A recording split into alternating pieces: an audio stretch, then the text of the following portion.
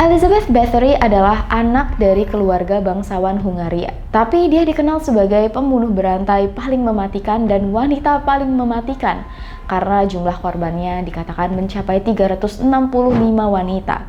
Tapi benar nggak sih sebenarnya cerita ini? Apa iya Elizabeth Bathory sekejam itu? Karena rupanya ada dua versi berbeda tentang siapa itu Elizabeth Bathory. Menurut legenda, iya, dia adalah pembunuh berantai. Tapi secara sejarah, Elizabeth bisa jadi adalah korban dari politik yang sangat kejam. Mungkin beberapa dari kalian udah ada yang pernah mendengar cerita Elizabeth Bathory. Tapi gue saranin buat kalian untuk tetap nonton video ini supaya kalian tahu yang mana termasuk dalam legenda dan yang mana yang terbukti dalam sejarah. Tapi keaslian dan kebenaran dari cerita-cerita ini cuman Elizabeth sendiri yang tahu. So, langsung aja kita bahas secara tuntas. Welcome to Ruang Gelap.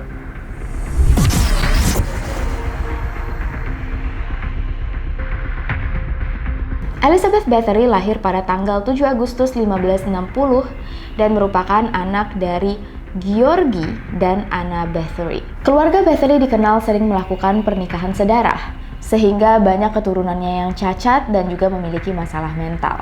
Misalnya sepupu Elizabeth yang waktu itu menjabat sebagai Raja Stephen Bathory, yang tercatat dalam sejarah sering mengalami epilepsi atau kejang-kejang. Ada juga beberapa keturunan dari keluarga ini yang masuk penjara karena telah melakukan pengkhianatan, pencurian, dan juga sakit jiwa. Elizabeth sendiri dikenal memiliki kecantikan dan inteligensi yang sangat tinggi. Dia mahir berbahasa Hungaria, Slovakia, Yunani, Latin, dan Jerman. Di usianya yang baru 4 atau 5 tahun, Elizabeth juga menderita epilepsi, emosi yang tidak stabil, dan migrain yang parah. Gak tau kenapa gue teringat dengan beberapa kasus pembunuh berantai lainnya yang dari kecil juga sering mengalami migrain, dan rupanya ini adalah salah satu tanda atau gejala skizofrenia. Jadi mungkin ada indikasi Elizabeth juga punya penyakit yang sama, tapi ini cuma dugaan. Dalam hukum Hungaria, rakyat jelata adalah properti bangsawan. Jadi kekerasan sudah menjadi hal yang biasa. Waktu Elizabeth berusia 15 tahun, dia menyaksikan eksekusi publik saat seorang pria diduga melakukan perjualbelian anak. Pria ini dibunuh dengan cara dimasukkan ke dalam perut kuda. Tapi lagi-lagi ini adalah bagian dari legenda. Dalam sejarah, hukuman seperti ini tidak bisa dibuktikan dalam sejarah. Raja Stephen yang merupakan sepupu Elizabeth juga melakukan banyak sekali kekerasan. Orang-orang yang dianggap berkhianat, dia memotong semua telinga dan hidung orang-orang yang dianggap berkhianat. Waktu berusia 10 tahun, Elizabeth dijodohkan dengan salah satu anak keluarga bangsawan lain yang bernama Ferenc Nadasdy. Keluarga Nadasdy adalah salah satu keluarga paling berkuasa di Hungaria, tapi keluarga Bathory lebih berkuasa lagi. 3 tahun kemudian, Elizabeth dan Ferenc bertunangan, dan dalam budaya Hungaria, Elizabeth diminta untuk pindah ke istana di mana ibu mertuanya tinggal untuk belajar cara mengurus istana. Menurut legenda, rumornya pada tahun 1574, 1 tahun setelah dilakukan pertunangan, Elizabeth hamil dan melahirkan seorang anak dari petani miskin yang bernama Laszlo Bende. Laszlo terbukti melakukan pemerkosaan terhadap Elizabeth yang menyebabkan Ferenc murka. Laszlo disunat habis. Bayi yang lahir diserahkan ke salah satu wanita yang dibayar mahal untuk mengurus bayi ini dan juga hidup berjauhan dengan Elizabeth supaya enggak ditemukan dan enggak pernah bertemu lagi dengan bayinya. Tapi lagi-lagi ini adalah cerita bagian dari legenda. Secara sejarah, sebenarnya rumor ini tidak masuk akal, karena harusnya kalau ada anak bangsawan yang hamil di luar nikah, dia akan dihukum dikurung di dalam istana. 1 tahun kemudian, pada tanggal 8 Mei 1575, diadakanlah pernikahan mewah besar-besaran antara Ferenc Nadasdy dan Elizabeth Bathory. Pernikahan ini membuat dua keluarga yang tadinya sudah kuat semakin kuat, dan katanya menjadi kekuatan ini melebihi keluarga-keluarga bangsawan lainnya di Hungaria. Ferenc menghadiahi Elizabeth kado pernikahan berupa istana gotik yang bernama, ini susah namanya. Tadi gue udah Google tapi kalau penyebutannya salah gue mohon maaf guys. Ini bahasa Slovakia jadi sulit. Saht, ya. Kayaknya Sas, yang terletak di bagian atas Hungaria. Berbeda dengan keluarga Bathory yang agak terkenal miring, keluarga Nadasdy sangat dihormati konservatif, dan religius. Setelah menikah, Elizabeth pindah untuk tinggal di istana yang ada di Sarfar, yang merupakan bangunan milik keluarga Nadasdi. Ferenc menghabiskan sebagian masa hidupnya berperang. 3 tahun setelah menikah, Ferenc pergi untuk berperang melawan Turki. Untuk mengisi waktu luangnya, Elizabeth sering berjalan-jalan keliling untuk ngecekin bangunan dan juga para pekerja di bawah keluarganya dan juga keluarga Nadasdi. Setelah bertahun-tahun berperang, Ferenc akhirnya pulang ke istana, tapi Ferenc berubah menjadi kejam. Katanya karena terpengaruh dengan perang. Ferenc mengajari Elizabeth cara untuk menjadi kejam. Contohnya, Ferenc pernah menyuruh salah satu pelayan mereka untuk ditumpahi madu sebagai hukuman supaya pelayan ini meninggal akibat dimakan serangga. Ferenc juga mengajari Elizabeth trik yang disebut kicking the stars, yaitu membakar sebuah kertas yang sudah diberi minyak yang kemudian disundutkan ke bawah kuku pelayan, satu per satu. Ferenc juga menghadiahi Elizabeth sarung tangan yang di ujungnya ada kuku atau cakar, yang kemudian dipakai Elizabeth untuk menghukum para pelayannya. Setiap kali Ferenc pergi untuk berperang atau ke kota lain untuk mengurusi urusan diplomatik, Elizabeth jalan-jalan dan mengunjungi keluarganya yang lain. Suatu hari, Elizabeth mengunjungi tantenya yang bernama Clara yang tinggal di Wina. Dari tantenya lah, Elizabeth mengenal yang namanya perselingkuhan dan juga menjadi lesbi. Beberapa pelayan tantenya mengajari Elizabeth sihir hitam. Dan semenjak itu Elizabeth mulai tertarik dengan yang namanya ilmu hitam, sihir, dan ramuan. Elizabeth mulai kelihatan sering berjalan-jalan dengan pelayan-pelayan yang berpenampilan aneh. Kulit pucat, baju serba hitam, mata tajam. Elizabeth sendiri dikatakan pernah mengajari Ferenc cara untuk menaklukkan lawan menggunakan sihir. Elizabeth bilang, "Tangkaplah ayam berwarna hitam dan pukuli dengan tongkat berwarna putih. Darahnya kamu oleskan ke musuhmu. Kalau kamu tidak bisa mengoleskan darahnya ke musuhmu, cukup basahi pakaian mereka dengan darah ini." Tapi lagi-lagi, ini adalah bagian dari legenda.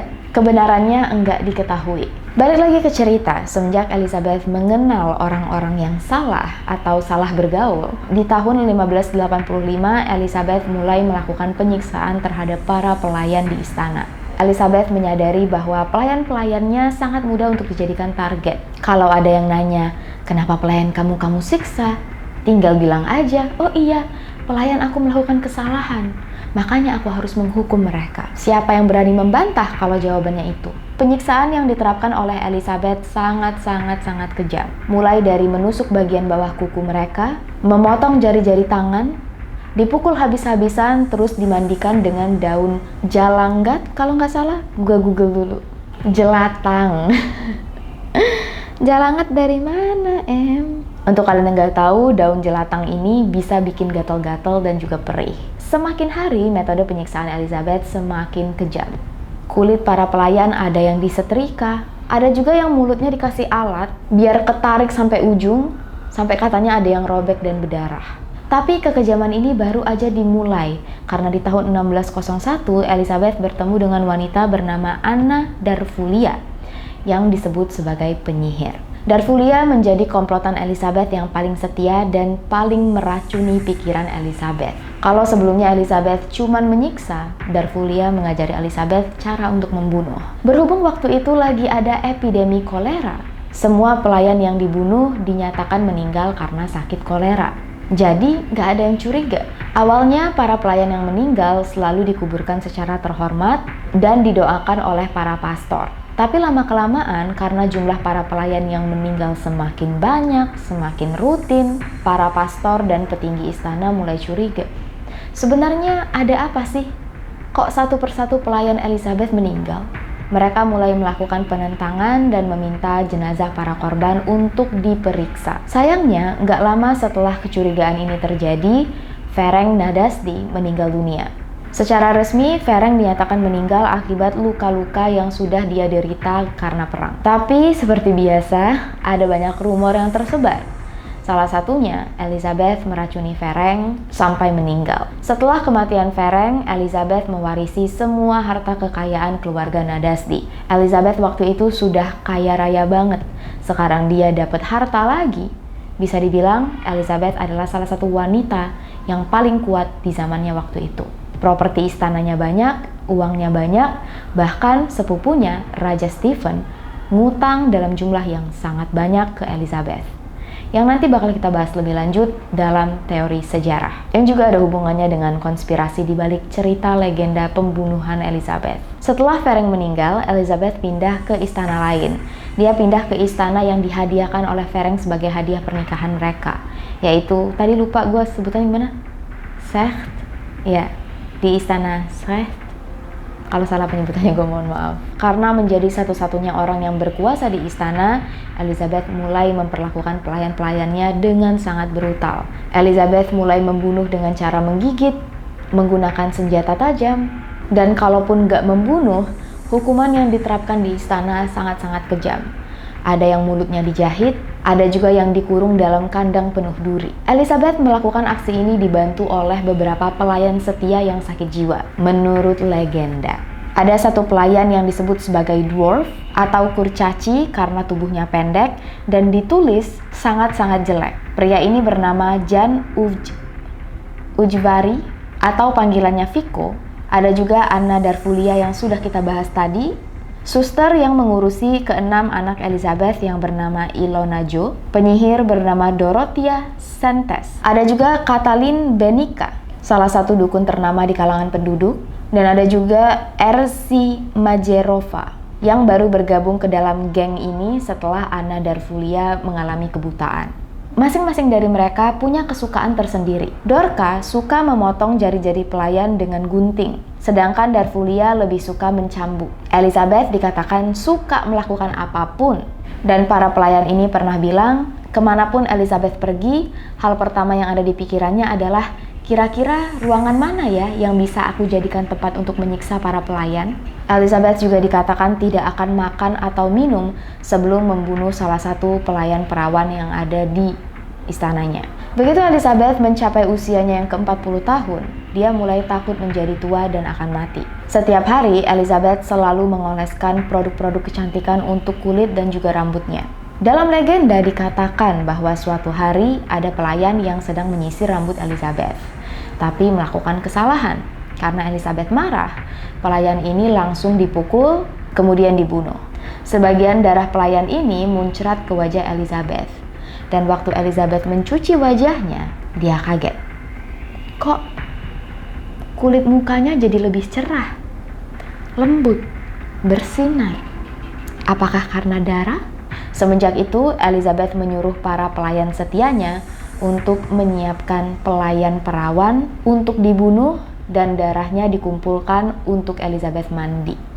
Setiap kali rumor tentang pembunuhan mulai tersebar di antara masyarakat, Elizabeth bakal pindah ke istananya yang lain. Elizabeth dikatakan mengunjungi Moravia, Republik Czech, Austria, dan Polandia. Kemanapun Elizabeth pergi, pasti ada yang meninggal. Satu persatu tempat ini mulai dipenuhi dengan jenazah yang terbengkalai dan terpotong-potong.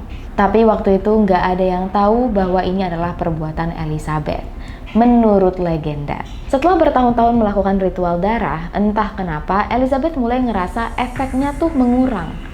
Jadi Elizabeth mikir, kayaknya efeknya tuh nggak kuat karena pelayan-pelayan ini cuman orang biasa. Darahnya darah manusia biasa. Semenjak itulah Elizabeth mulai mengincar anak-anak bangsawan, atau setidaknya wanita-wanita dari keluarga terhormat. Untuk melancarkan aksinya, Elizabeth membuka akademi khusus keluarga terpandang yang menjanjikan anak-anak dari keluarga ini akan diajari, dilatih, dan menerima pendidikan kelas atas. Setiap kali anak-anak ini ditemukan meninggal dunia, alasannya selalu karena penyakit kolera. Atau kalau enggak, dibilangnya sih kecelakaan saat sedang berburu. Berhubung yang mulai menjadi korban adalah keluarga-keluarga terhormat, beberapa dari mereka mulai menaruh kecurigaan. Dikatakan bahwa Raja Hungaria, yaitu Raja Matthias II, menerima 12 komplain tentang pembunuhan, yang semuanya ditujukan pada Elizabeth. Jadi, pada tahun 1610, Hakim Agung Hungaria yang bernama Georgi Turso melakukan investigasi rahasia. Dia berhasil mengumpulkan 52 saksi yang semuanya mengaku bahwa telah terjadi kekerasan dan juga pembunuhan di dalam istana. Bahkan ada juga tuduhan kanibalisme. Lalu pada tanggal 29 Desember 1610, Elizabeth dikatakan tertangkap basah sedang melakukan penyiksaan. Elizabeth dan semua pelayan setianya dituntut di pengadilan. Mereka semua diduga telah melakukan ritual vampir, ilmu hitam, dan juga ritual pagan. Katalin dijatuhi hukuman penjara seumur hidup. Vico yang disebut-sebut sebagai kurcaci jelek, ini gue bukan yang ngatain, tapi emang ditulis dalam bukunya Ugly Dwarf, dianggap memiliki kelainan sehingga hukumannya sedikit spesial. Vico dipenggal baru dibakar, sedangkan sisanya pelayan-pelayan yang lain dibakar hidup-hidup di depan massa. Sedangkan Elizabeth Bathory dikurung di istananya sendiri. Elizabeth tidak pernah secara legal ataupun hukum diadili di persidangan. Katanya sih karena Elizabeth adalah keluarga bangsawan. Hukum tajam ke bawah nih. Elizabeth dikurung di ruangan yang sangat kecil. Tiap hari dari lubang kecil yang ada di pintunya dianterin makanan. Elizabeth tidak pernah mengaku bersalah dan dikatakan tidak pernah menyesal. Lalu 3 tahun kemudian pada tanggal 21 Agustus 1614, Elizabeth ditemukan meninggal dunia. Tapi jenazahnya tidak pernah ditemukan. Ada yang bilang Elizabeth meninggal akibat diracuni, dan ada juga yang bilang Elizabeth berhasil kabur. Cerita yang baru kalian dengar tadi adalah cerita berdasarkan legenda. So, mari kita lihat mana yang secara sejarah memang benar dan mana yang sebenarnya nggak bisa dibuktikan. Latar belakang Elizabeth Bathory bisa dikonfirmasi benar. Dia berasal dari keluarga bangsawan, salah satu yang paling berkuasa, dan begitu menikah dengan Ferenc Nadasdy, Elizabeth menguasai properti dari 2 tempat, di Hungaria dan juga di Transilvania. Karena keluarga Nadasdy punya kekuasaan di Transilvania. Menurut sejarah, alasan kenapa Elizabeth tidak tinggal di istana Kahte yang dihadiahkan oleh Ferenc sebenarnya karena suhu. Di musim dingin, istana ini tidak bisa ditinggali. Mereka punya 6 anak, Anna, Katalin, Paul, Andras, dan 2 anak lagi yang tidak diketahui tahun lahirnya, yaitu Miklos dan Orsolia. Setelah suaminya meninggal, Elizabeth mewarisi banyak sekali harta. Salah satunya adalah Istana Devin yang terletak sangat strategis di perbatasan Austria. Lalu tiba-tiba Elizabeth dituduh sebagai pembunuh berantai. Elizabeth nggak pernah mengakui tuduhan ini.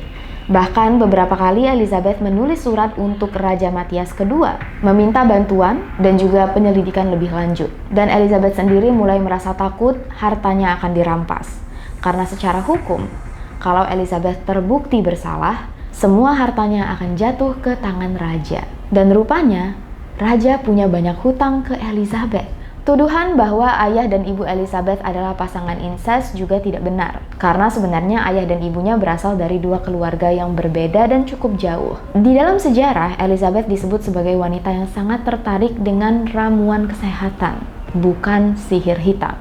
Elizabeth suka belajar tentang ramuan herbal, racun, obat-obatan, dan juga zat kimia. Elizabeth bahkan menyuruh para pelayannya untuk ikut belajar supaya bisa menyembuhkan penyakit. Dan waktu itu memang sedang ada wabah kolera. Jadi tuduhan bahwa para pelayan meninggal akibat dibunuh dan disiksa belum tentu benar. Kalau kalian ingat, rumornya suami Elizabeth meninggal karena diracuni. Tapi sebenarnya dalam sejarah ada kemungkinan Ferenc Nadasdy meninggal akibat merkuri, yang waktu itu dianggap sebagai obat. Kalian ingat gak sih gue pernah bahas kasus atlet yang minum obat radioaktif mengandung merkuri sampai setengah wajahnya lepas? Nah, kira-kira begitulah. Rumor bahwa Elizabeth mandi di dalam bathtub yang dipenuhi oleh darah juga secara ilmiah agak kurang masuk akal. Karena setidak-tidaknya untuk melakukan ritual ini, Elizabeth harus membunuh 30 orang. Ujung-ujungnya ada dugaan bahwa para petinggi merasa takut dengan kekuasaan yang dimiliki oleh Elizabeth dan juga keluarga Bathory. Karena seperti yang gue bilang tadi, mereka punya kekuasaan yang sangat besar baik di Hungari maupun di Transilvania. Karena merasa terancam, ada oknum-oknum yang sengaja menjebak Elizabeth supaya kehilangan semua kekuasaannya. Lalu mari kita bahas siapa itu Anna Darvulia. Anna Darvulia bisa dibilang adalah dukun berobat penduduk di situ waktu itu. Berhubung teknologi masih belum maju, kalau ada yang sakit, banyak yang minta tolong Anna untuk disembuhkan. Soalnya Darvulia terkenal bisa melakukan operasi, membekukan darah, membakar luka dengan besi panas, dan juga mengangkat tumor dan tanda lahir. Kalau misalnya ada yang demam, disuruh untuk berendam di air panas dan air dingin. Kalau ada yang terinfeksi dengan luka nanah, Darvulia juga dikenal bisa mengobati. Dan waktu itu tercatat ada banyak penduduk yang meninggal dunia akibat epidemi. Ditambah lagi dengan wabah tipes. Dan ini adalah alasan kenapa Elizabeth membawa Anna Darvulia ke istana. Supaya orang-orang di istana juga bisa menyembuhkan penyakit. Ceritanya beda banget kan dengan yang ada di legenda. Tapi balik lagi, kita nggak tahu yang mana yang benar. Apakah Elizabeth memang seorang pembunuh berantai? Atau korban dari politik. Beberapa istana yang dikuasai oleh Elizabeth berada di tempat-tempat yang strategis. Kalau kekayaan dan kekuasaan Elizabeth bisa jatuh ke tangan raja, raja sangat untung. Belum lagi rajanya sendiri ngutang ke Elizabeth. Dan waktu itu pertikaian politik lagi panas-panasnya. Itulah alasan kenapa Elizabeth langsung menulis surat wasiat menyerahkan semua hartanya ke anak-anaknya. Mungkin karena Elizabeth tahu dia dituduh karena ada kepentingan politik, kalau memang dia tidak bersalah. Ini juga adalah alasan kenapa Elizabeth tidak secara langsung diadili di pengadilan, karena memang tidak ada bukti yang konkret untuk menuduh Elizabeth. Dan kalau Elizabeth memang tidak bersalah, secara otomatis para pelayan setianya juga nggak bersalah. Kasian banget. Mereka dihukum dengan cara dibakar, padahal mereka nggak melakukan kesalahan apapun. Jenazah Elizabeth yang juga hilang menjadi salah satu misteri. Kok bisa? Apakah ada sesuatu yang ditutup-tutupi? Sampai hari ini, setelah 400 tahun lebih, kebenaran tentang kisah Elizabeth Bathory masih belum bisa terjawab. Rahasia dan kebenarannya sudah dibawa Elizabeth ke dalam kuburan. Dan sampai di sini dulu cerita kita pada kali ini. Thank you so much untuk kalian semua yang sudah mengikuti, menonton, mendukung Ruang Gelap. We adore you guys so much. Sumber cerita ini bisa langsung kalian cek di kolom deskripsi bawah. Lebih dan kurang gue mohon maaf dan thank you so much. Thank you so much. Kalau kalian suka dengan video ini, jangan lupa untuk klik like, subscribe, nyalain loncengnya, dan juga share ke teman-teman kalian. I'll see you guys very soon in the next video. Please take care, stay safe, and stay alive.